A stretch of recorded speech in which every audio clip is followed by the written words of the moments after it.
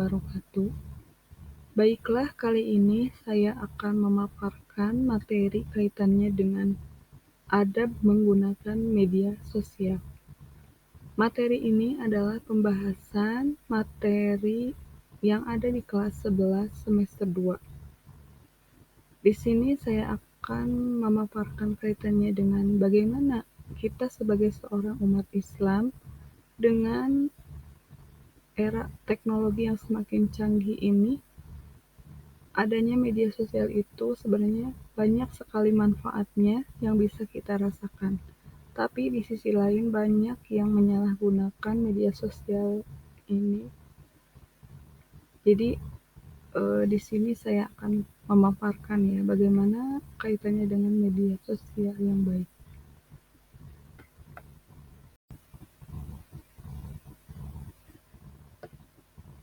Sebelum jauh pemaparan kaitannya dengan bagaimana adab menggunakan media sosial, di sini ada definisi dari media sosial itu adalah sebagai sarana yang digunakan oleh orang-orang untuk berkomunikasi, berinteraksi dengan cara menciptakan, berbagi, bertukar informasi, ide, berita, gagasan dalam jaringan dan komunikasi virtual.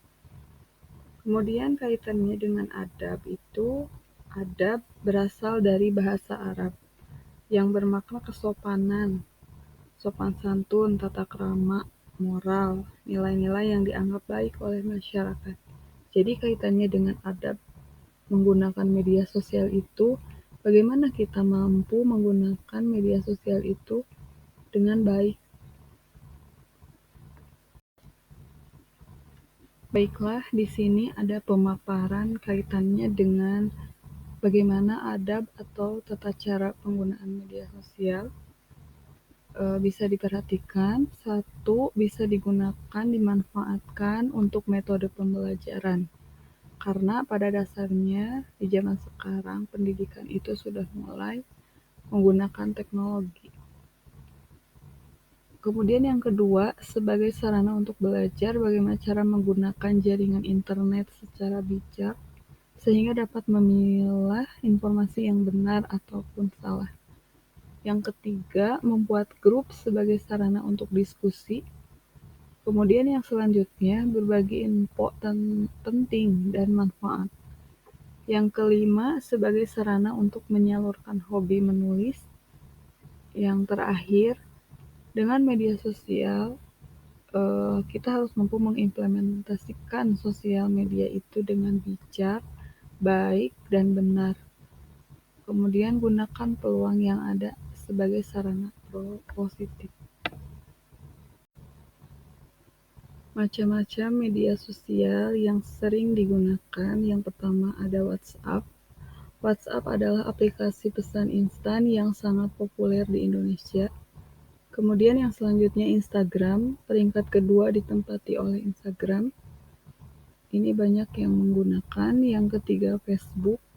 Facebook adalah platform media sosial terbesar di dunia dan masih sangat populer di Indonesia.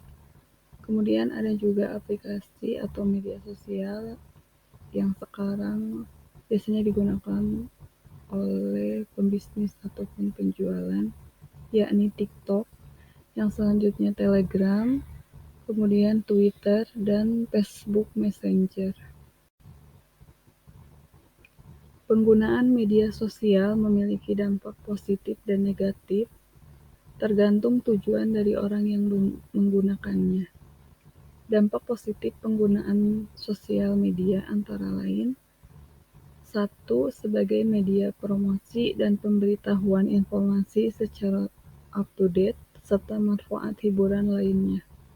2. Sebagai sarana untuk mengembangkan keterampilan, ilmu pengetahuan, dan sosial. 3. Sebagai sarana komunikasi dengan menggunakan jejaring sosial ke seluruh penjuru dunia, dan lain sebagainya. Dampak negatif penggunaan media sosial antara lain: 1. Berkurangnya interaksi secara langsung atau tatap muka dengan lingkungan sekitar ataupun keluarga dan masyarakat. 2. Tumbuhnya sikap hedonisme dan konsumtif.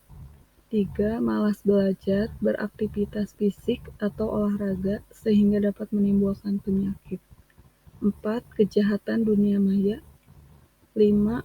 Menumbuhkan sikap individu mementingkan diri sendiri.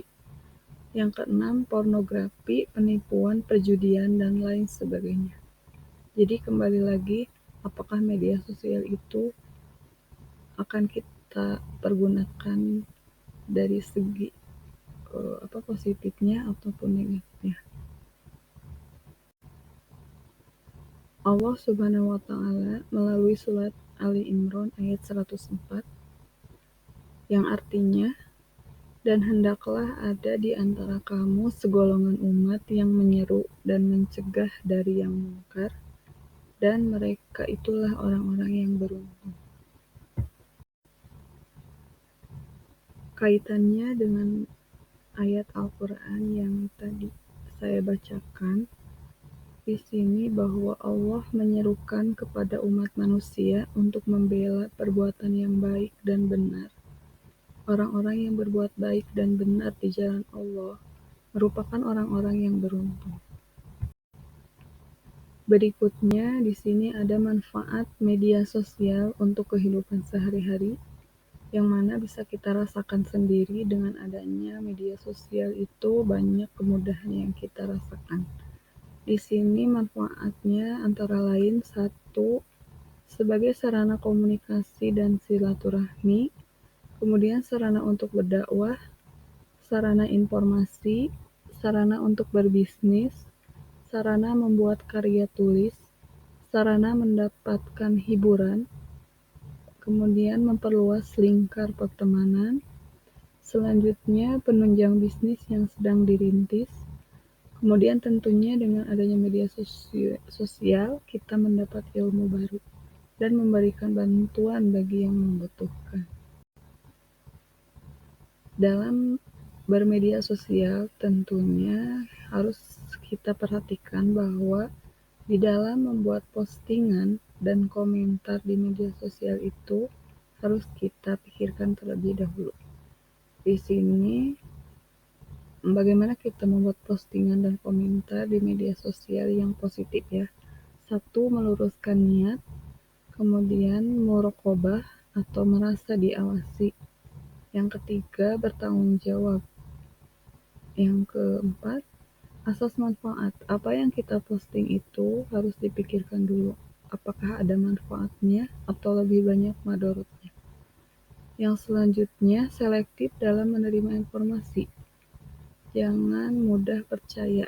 Kita harus cari tahu dulu kebenarannya, apakah informasi itu benar ataupun salah.